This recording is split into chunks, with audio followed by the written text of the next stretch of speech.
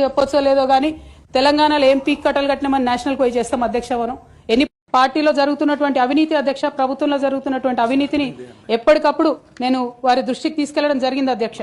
అమరజ్యోతి నుంచి మొదలు పెట్టుకుంటే అధ్యక్ష, అంబేద్కర్ విగ్రహం దగ్గర నుంచి మొదలు పెట్టుకుంటే అధ్యక్ష, సెక్రటేరియట్ నుంచి మొదలు పెట్టుకుంటే అధ్యక్ష, కలెక్టరేట్లలో కూడా తీరని అవినీతి జరిగిన మాట ముమ్మాటికి వాస్తవం అధ్యక్ష.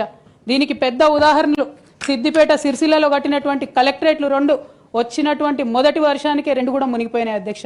ఆ విజువల్స్ అందరం కూడా మనం చూడడం జరిగింది. ఇక సిద్దిపేటలో సిరిసిల్లలో కట్టిన కలెక్టరేట్లకే దిక్కు లేకపోతే మొత్తం రాష్ట్రంలో కట్టినటువంటి అన్ని బిల్డింగ్లు ఎట్లుంటాయన్న విషయాన్ని కూడా ఒకసారి తెలంగాణ ప్రజలు ఆలోచించుకోవాలి అధ్యక్ష. అదేవిధంగా టీఆర్ఎస్ నుండి బీఆర్ఎస్ గా మారుస్తామనేటటువంటి ఒక కీలకమైన నిర్ణయం తీసుకోవడం జరిగింది అధ్యక్ష. ఆనాడు కూడా ఆ మీటింగ్ నేను అటెండ్ అవ్వలేదు అధ్యక్ష. నేను ఒప్పుకోలేదు, ఈ పేరు మార్పుకు ఒప్పుకోలేదు, నేషనల్ పాలిటిక్స్ లోకి వెళ్ళడం కూడా నేను ఒప్పుకోలేదు అధ్యక్ష.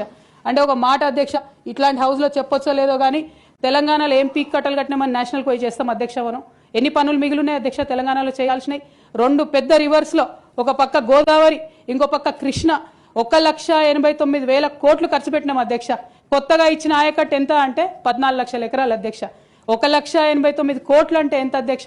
1,00,000 కోట్లు ఖర్చు పెడితే 20 లక్షల మంది పేద ప్రజలకు ఇంటికి 5 లక్షలు వేసుకున్నా 20 లక్షల మందికి పేద ప్రజలకు ఇల్లు ఇవ్వచ్చు అధ్యక్ష మనం.